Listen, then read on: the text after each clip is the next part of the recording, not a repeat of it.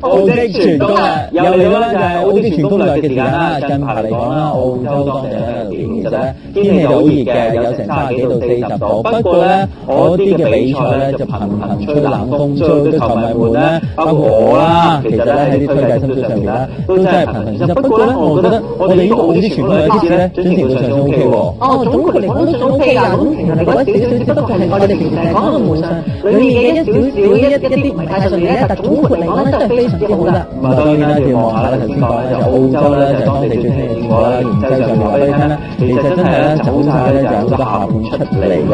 望一望啦，啱啱咧經過上輪嘅賽果裏面啦，除咗咧就係墨爾本紅心開場啦，就拍先鋒3-0擊敗咗咧就紅心開出個上盤之後咧，其實都好多咧係出現咗下盤情況嘅，包括講緊咧就係布里斯班斯克啦，主場輸俾阿德萊德聯俾人絕殺啦，而另外講緊咧就係威靈頓鳳凰啦，佢哋中環對手都係開出下盤嘅。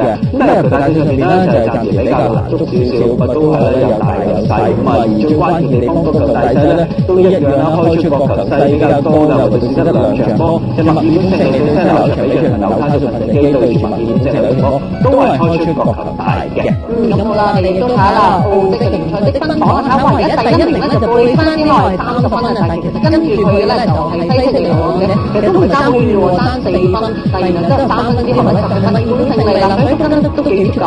當然啦，其實一紮球隊啦，其實都好貼嘅，中環水手、柏斯光輝，甚至乎去到悉尼啦，其實積分差距只不過係2分啫。咁啊，唯獨是墨爾本紅心就比較閉翳。再望埋咧射手榜形勢啦，其實咧暫時我喐動都唔大嘅，都好似個老師排咗好耐。係啊，都佢都喺嗰個位咧，都要好一陣子嘅。但係我哋睇下啦，之後第2、第3、第4名咧，其實都係咧喺6球啊。咁見到咧，當係加特啊、侯斯金即係同埋呢個貝利都係喺6球嗰度㗎。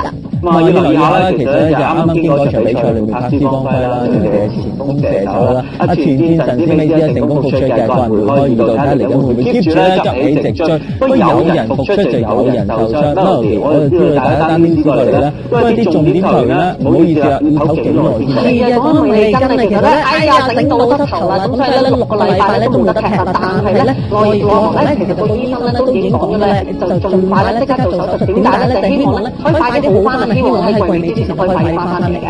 咁兼且啦，咁其實咧阿梅斯卡特咧，其實都話啦，好有信心啊！即使佢唔喺度嘅話咧，因為佢哋嗰一啲人咧本身都已經非常之強壯啦，所以咧冇咗佢喺度咧都 OK 嘅。咁當然啦，佢哋嗰團咧係非常之團結嘅。即使咧佢哋最有名係啲咩咧？就係當全世界人睇唔好佢嘅時候咧，佢哋都可以證全世界錯。我覺得光係憑呢一份信心咧，已經非常值得鼓舞。咁啊，當然啦，其實真係啱啱經過一場咧叫加開快車比賽啦，墨爾本勝利就3比1擊敗咗西流啊，令到咧好多嘅評價，甚至乎評論咧都收曬聲嘅。確實米利根咧傷出咧對佢哋影響咧，暫時嚟講就未明顯。但係另一方面啦，除咗軍心團結之外啦，咁最緊要就係將帥咧要和睦啊嘛。咁啊，而另外講緊咧悉尼當地咧，其實就好似捕捉到咧帕連拿同埋迪比亞路咧喺換走佢嘅時候咧有壓力嘅。不過事後咧講緊教咗帕連拿咧就話冇事冇呢啲咁嘅事，其實迪比亞路咧仲係相當合格嘅。嚟緊咧第2天咧就係之後嘅比賽都好有信心，希望真嘅啦，因為咧其實帕連拿教授啦，之前咧都同唔同嘅球員咧都拗住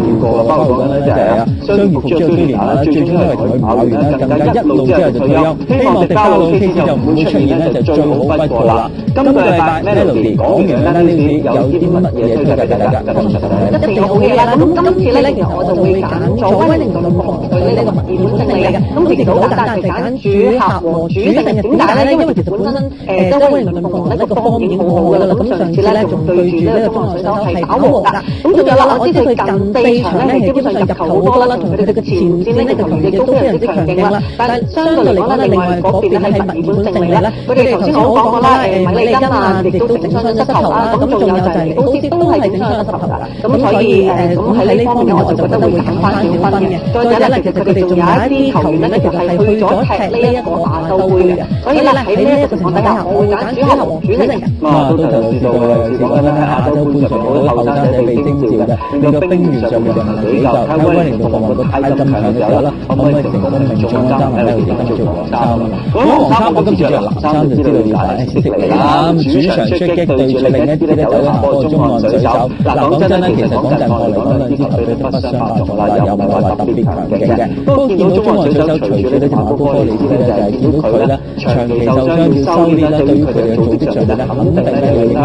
上場波咧見到麥森來靚波啦，咁但係無以為繼。今場波咧睇下佢哋加埋咧，悉尼其實喺主場對住中岸水手將兩支交手咧都能夠成功贏波。嗱真係悉尼就唔算叫考太啦，但係呢場波主場出擊都贏嘅話咧，就有啲威嘅，所以今次我都要揀翻朱後嘅主勝嘅。咁頭先我哋一開始講緊咧，其實總括嚟講咧，我哋目的咧都幾強大嘅，不如有再 recap 下我哋今日揀啲咩啦？冇錯，點解有時咧就要揀威廉同主場對住墨爾本勝利嘅主勝嘅？咁你又揀一啲悉尼對咧中岸水手主客都係主勝嘅。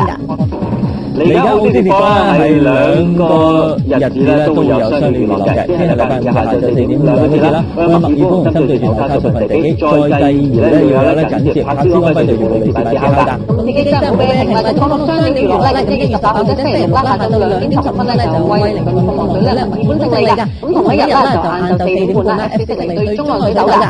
當然啦，記住支持球隊啦，高清嘅203圖同埋喺指定台投注一樣有直播。記得禮拜5同禮拜6澳職商業娛樂到時再見，拜拜。